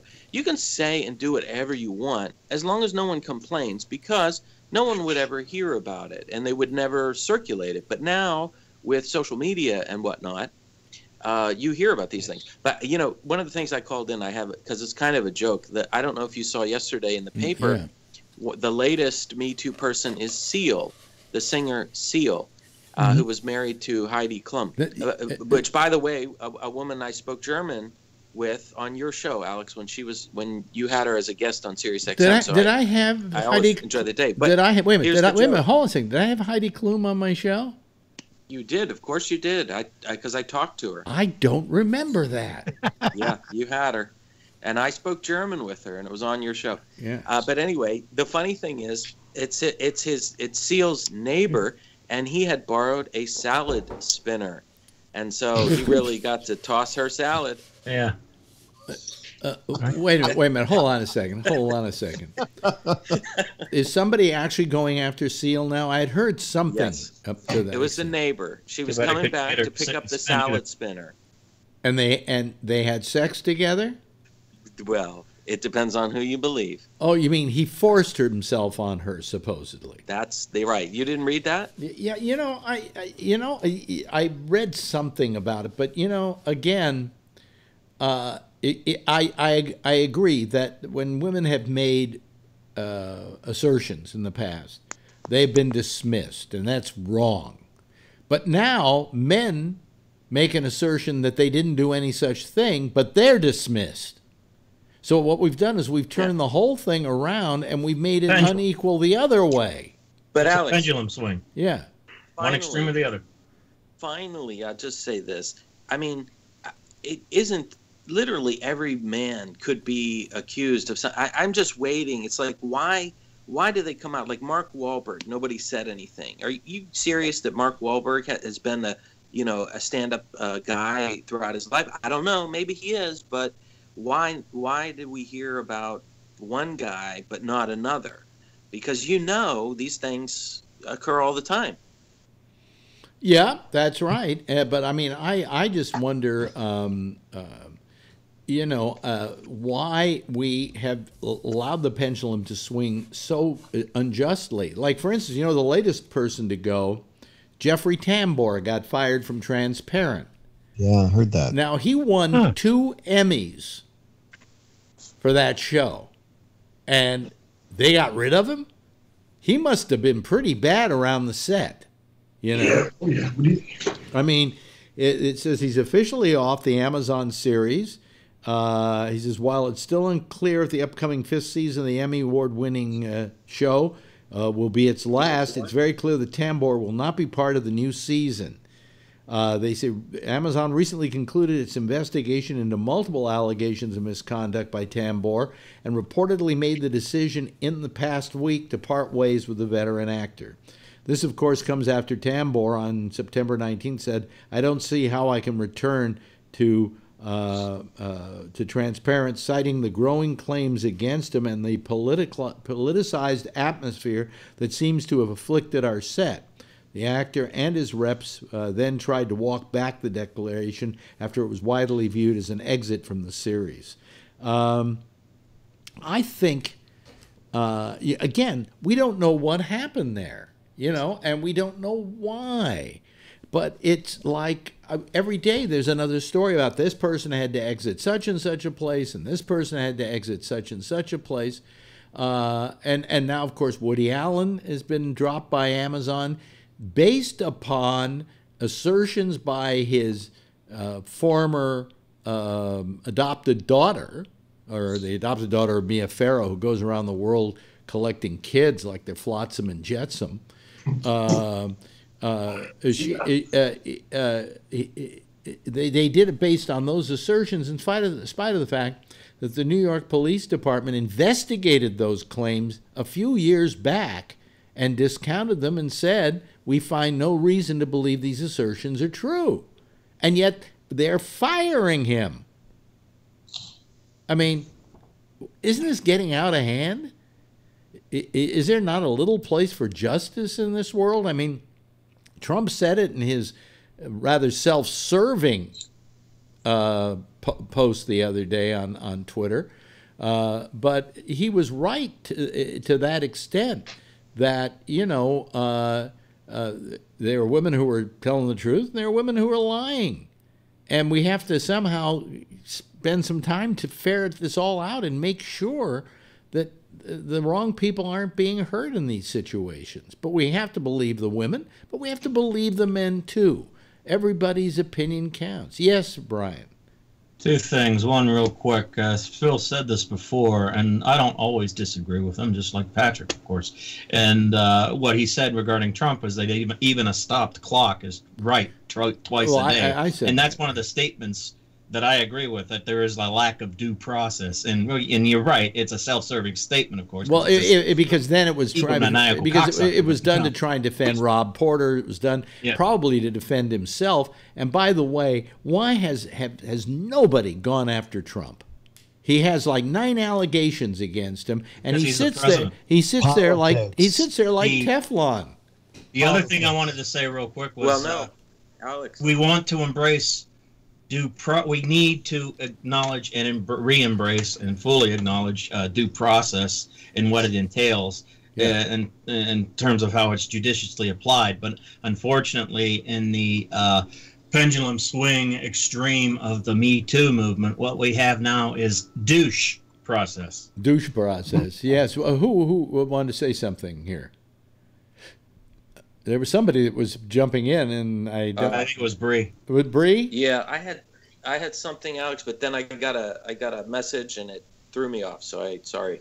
Oh. It's context. It's context. And when I was in political science class, we used to learn of different eras or the way presidents could be labeled. And Jimmy Carter was called the imperiled presidency, and Ronald Reagan was called the imperial presidency. So I've come up, the new term is impervious, the impervious presidency of Donald Trump. So this can be added to political science literature in the future. Yeah, of course, all like a snowball rolling down a hill, all this stuff is starting to attach itself, and it may wind up being an avalanche before it's through. But I don't think so. Huh? You think he? I don't think so. I think the Republicans are just going to try to hold on to him for everything they can. I don't know why. They have to. Why? Wow. Because what alternative is there? Mike Pence? Well, all right. So there's Mike Pence, but what I'm trying to say is it's not like they're not going to suddenly call up Hillary to take the White House. It's going to be another Republican. I don't know why they are afraid of this. Yeah. Yes, Patrick.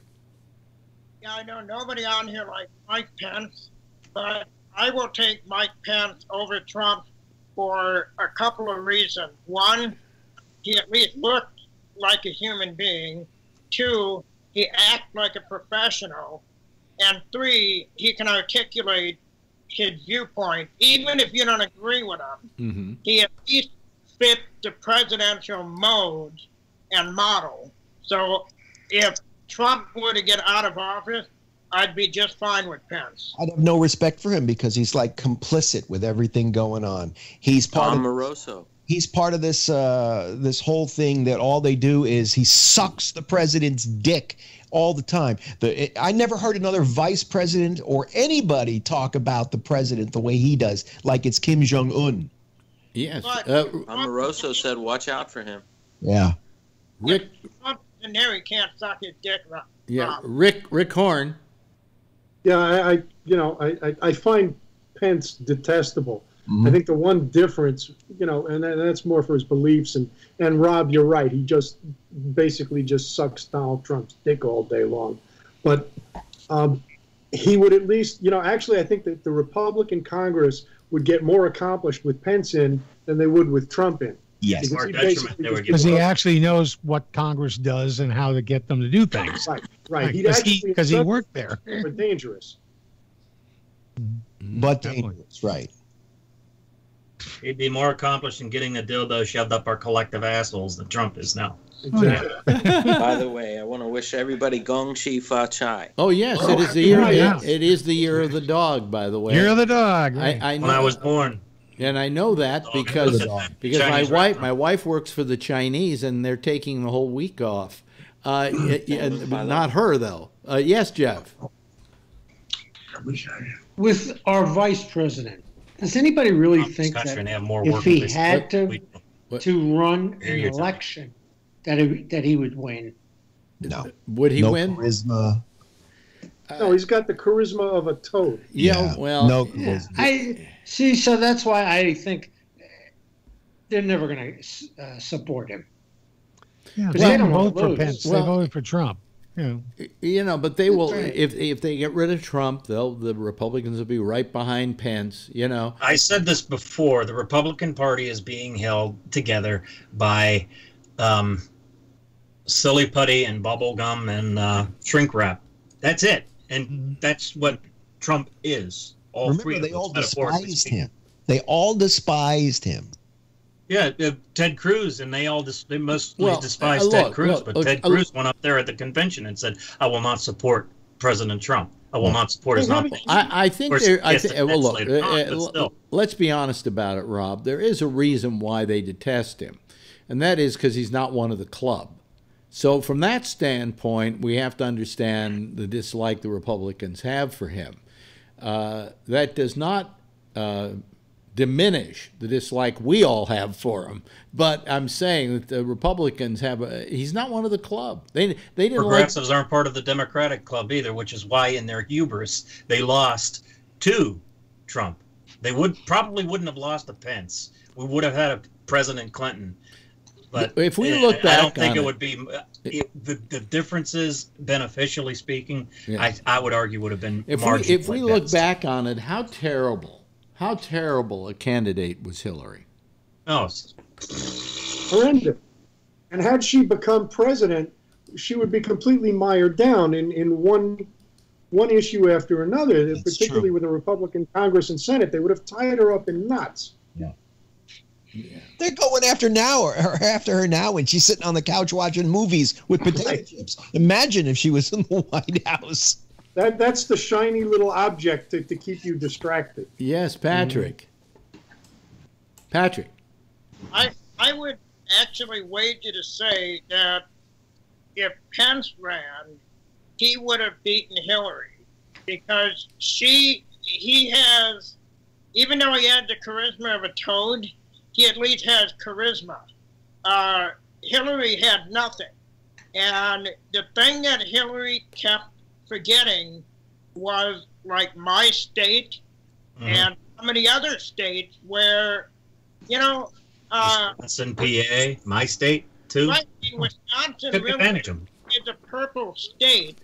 I mean, we have a Republican governor, but there are a lot of Democrats here that voted for either Trump, or you had Republicans like me that voted for Gary Johnson. But there wasn't a solid base for any particular candidate, and Hillary certainly, she just threw that out the window. And I think if Pence would have been like Trump and come to Wisconsin as many times, Like Trump, though, on his own. you know, I think Pence would have beaten her. The same way that Trump.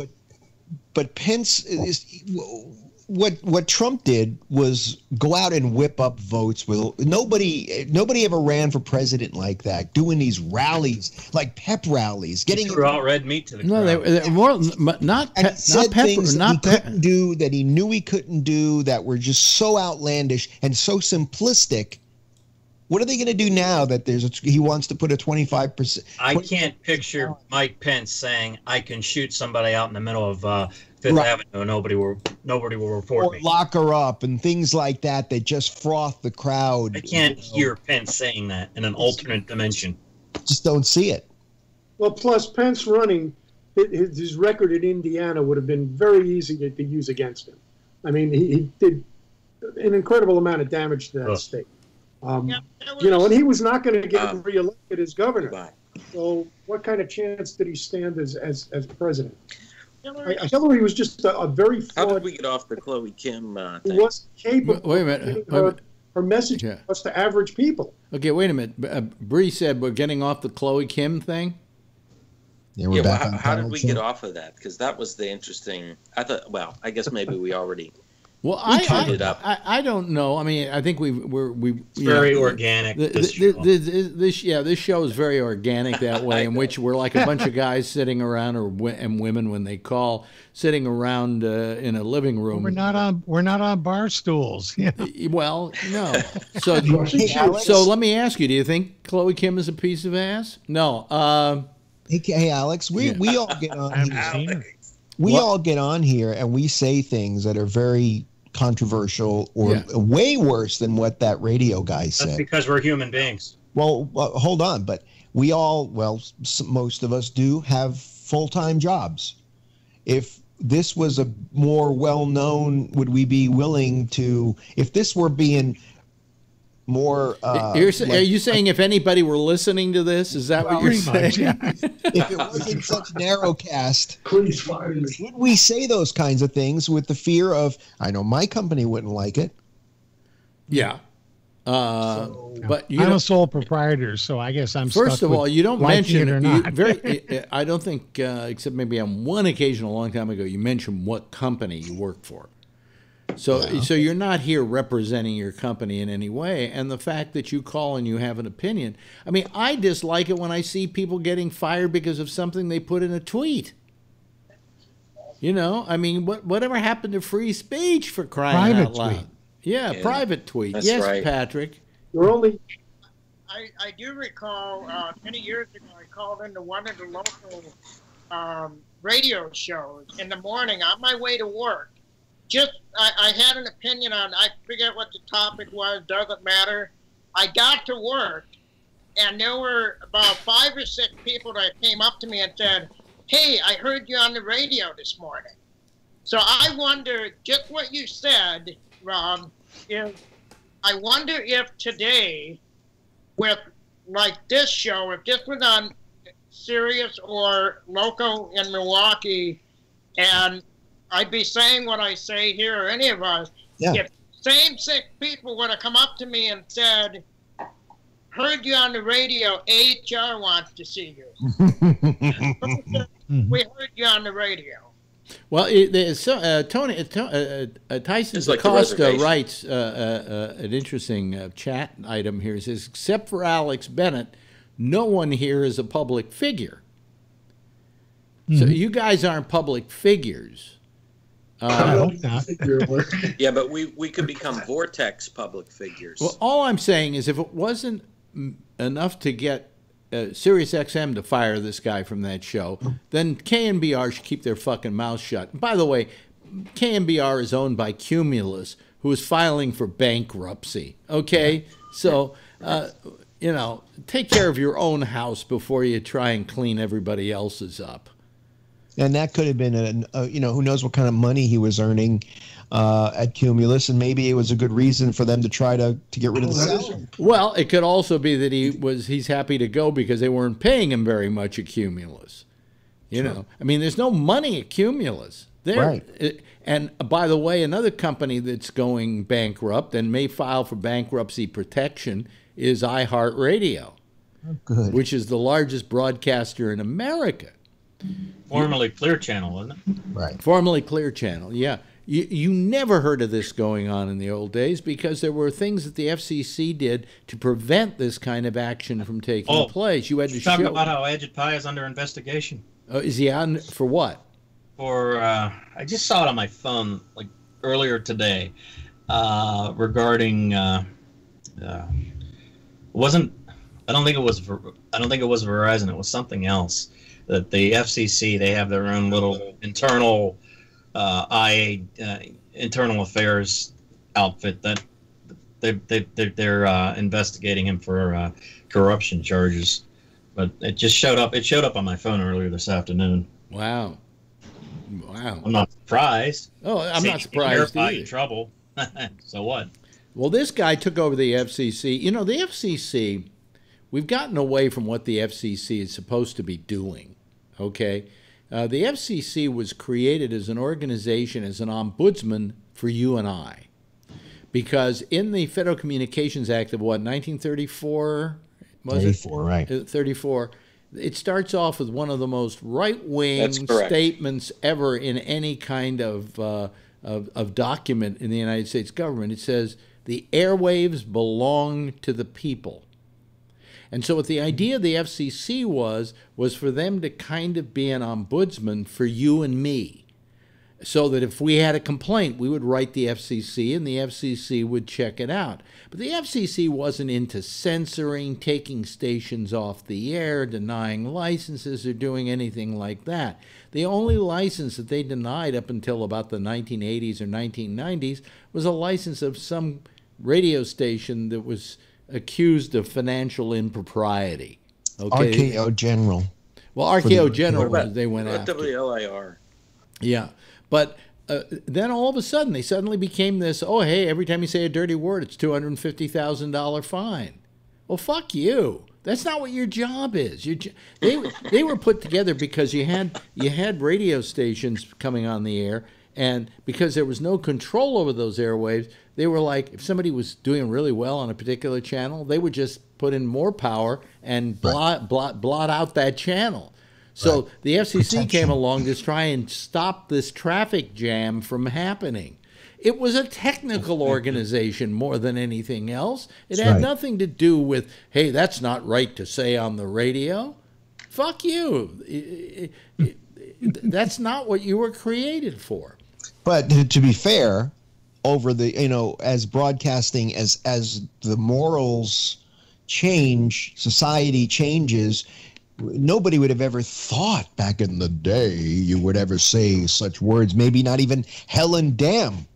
So as people got looser with their vocabulary, it maybe became necessary to that, they determined it was necessary to maybe start to, move in that direction a little bit. I've got to tell you, time and taste standards. And I've got to tell you this, that as a broadcaster of long standing, there was a time in this business where if a 4-letter word got on your radio show, you never worked anymore. One fucking 4-letter word. Excuse me, I just got fired. Mm-hmm. And then, we would sit around and worry whenever something like that happened, or somebody said fuck who called us, and then we didn't push the button fast enough in order to hit the 7-second delay.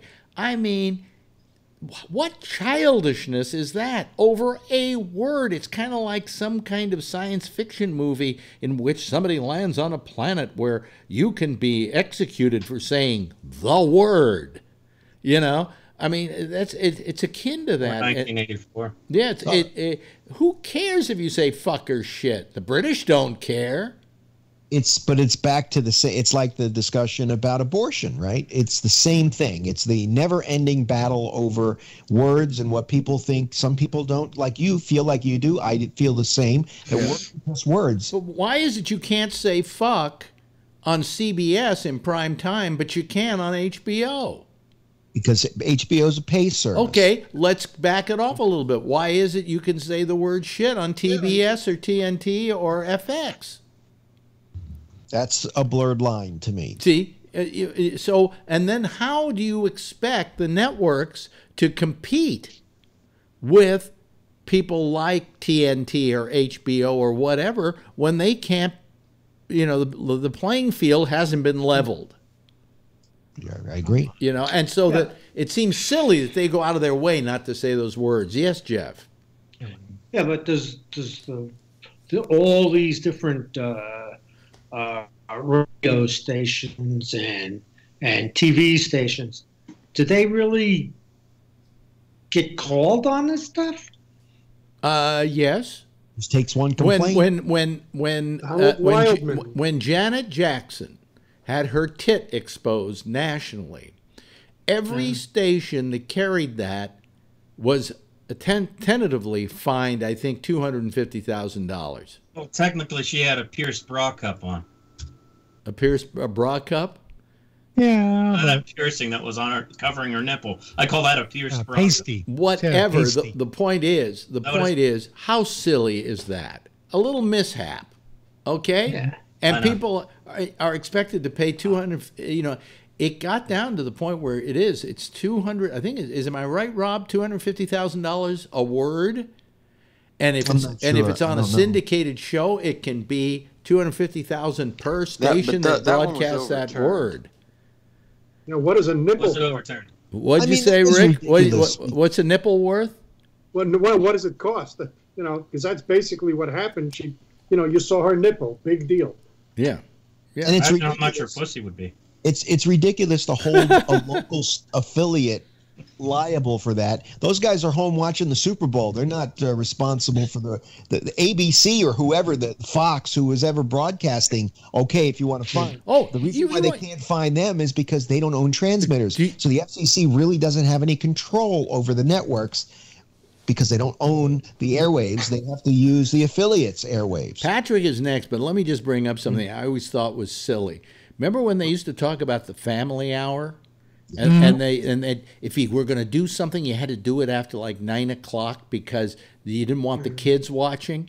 Hey, my father was a musician. He worked till 3 o'clock in the morning, so my mother had me up at midnight, right? So my father could see me, all right? How dare you tell us when we have to put our kids to bed? There aren't going to be kids watching at midnight? Bullshit, Yes, Patrick. Much like the Janet Jackson thing, and there's no control over what can happen. How about just in the last couple of years, the protests that have been covered by the news organization, where there's signs that say fuck and other things of that nature that just happen to show up in front of the cameras. I mean, that's not the network's problem. Yeah. I mean, it's just live television, and then if you see a rebroadcast of it, it'll be blurred out. But, I mean, that's just, it's silly. Yes, Rick. Yeah, this kind of ties back into the discussion with the guy getting fired for, commenting about the 17-year-old Olympian. Yeah. It's all, there's a small segment of the population that freaks out over this stuff. And everybody is so hypersensitive that, again, it's the same principle. Heaven forbid we offend somebody. You know what? TV, turn the dial. Don't watch it. That's end of story. Well, I also want to know why my tastes have to be dictated by the fact that a 9-year-old might be watching. I'd like something for adults. Okay, right. And I think parents supervise what they're watching if they don't want. I think the network should have the right to do it. John Rockwell. Well, that's okay. Actually, I was thinking that we had somebody else who was raising his hand first, so then you can do that. Well, you can do that. I'll be after no, him. you haven't said anything much tonight, so just go ahead and then. Well, I haven't. Okay. Well, these are all the sort of arguments that back in I'm going back to the Midnight Blue days, which some of these guys may not know, but most of you do, that I worked with Alex back in those days when we were doing really off the wall stuff using words like fuck and shit on the public access channels. And we all became, just by default, defenders of free speech and everything, because somebody would say, oh, you can't show that stuff you can't show that stuff kids will watch. And like, this is back before you add, recording video recorders were $800 and nobody had them. And then Midnight Blue was only on in some Manhattan, places. And we're like, it's on at midnight. If your kids are up at midnight and they're watching this, it's your problem, not our problem. Well, also, my point is, if we run it at 7 o'clock at night, you're the parent. It's your responsibility to be aware of what your kids are watching. It's not. We could have done that, but it was just easier. Yeah. I mean, but we, I think the idea of midnight was better anyway, just because then you don't have to try to explain it. Well, the beginning of Midnight Blue, at the beginning of Midnight Blue, we had a disclaimer that said, "Warning: the following program contains adult material. If you would be offended by such a thing, then turn the damn set off." Turn the damn thing off. I said that too. Somebody else had their hand up. Was it you, Rick, that wanted to say something? 7 o'clock Blue wouldn't have worked. Yeah, exactly. Rick, did you want to say something? I thought. No, I was just listening. I think it was me. I just said I was just going to add to what I said earlier about the Janet Jackson thing. If a nipple's worth $250,000 or whatever they were fined for, imagine what her pussy's worth. Yeah, exactly. I also say, imagine what her asshole was worth. But then again, that would be worth nothing because I look. So in other words, we should all find out when Chloe Kim's birthday is, and when she turns 18, we can all talk about a piece of ass. Okay. Mm-hmm. By the way, just before I go up, I love my shirt, my WMCA Good Guy shirt. You know the Good Guys, right? That's why I talked about you being on it. Yeah. Yeah, and you don't know what I'm talking about, do you, Tony? Yeah. Well, I remember a picture you talked about. I know when I collect Ramones pictures, Joey had a shirt on one of the pictures that had him come out of the store. Yeah, I know about that, Alex. You know about it, Bree, right? Yeah, I knew you were. Yeah, because you guys competed against WABC, the all Beatles channel. Yeah. WABC. Yeah. Well, yeah, but we always beat them. Murray the K, Cousin Brucey. Yeah, but we always beat them because who was the fifth Beatle? It wasn't Murray. It was Murray the K, and Murray the K was on WMCA. Right. And I thought it was Billy Preston. Yeah. I was going to say Billy Preston. Anyway, hey, we had a similar thing in Pittsburgh with KDK and KQV. Here's what I'm talking about. It's kind of the same, like the 50,000 watt powerhouse versus the 5,000 watt, local. Yeah, yeah. But all I'm saying is that and we got all the Beatles albums before anybody else. I don't know how we got them, but we always had them on a good week before anybody else had them. In fact, they put out Let It Be, and we were the first people to have the album Let It Be. And a week later, we had a copy of Abbey Road, and it wasn't going to be released for like 5 months or something. So, Alex, was there any connection between WMCA and MCA Records? No, none at all. MCA stood. Okay. You know what it stood for? Where the Musical Cemetery of America. No. Where the first station was, which was in the McAlpin Hotel. Yes, that's how they got their name. Yes, thank you, Rob. I had an artist signed MCA. We called it Musical Cemetery of America. Right. Thank you, Rob. Thank you, Anthony. Thank you, Jeff. Thank you, John. Thank you, Rick. Please call more. We love you. We love you. If I were there, I'd blow you. Okay, that's how much we love you. Patrick Blasek, thank you very much. And by the way, he thinks that Chloe Kim is a piece of ass. And Brian, he's thank fired you. Over that. And of course, Bree, always good hearing from you from Dubai. And I think everybody should wave Dubai tonight to say goodbye to our audience. And thanks for being here, everybody. I really appreciate it. Wow, what a nice crowd. What a good audience we had. Terrific bunch of people. And including you listening out there. We appreciate that too. So I do appreciate it. We've got a show coming up right after us. I got to hurry up and get off here. No, I have to hurry up and get off the air here. And the next show is, of course, The Intersection with Jack and Amy. That's followed at 1 o'clock Eastern Time by Connections from Florida. And then at 9:30 tomorrow night, once again, if his computer works, it's going to be Damian Chaplin and The Exchange, followed by me at 10 o'clock tomorrow night. Same time, same station in life. In the meantime, as always, if you see her, tell her I love her, okay? Bye.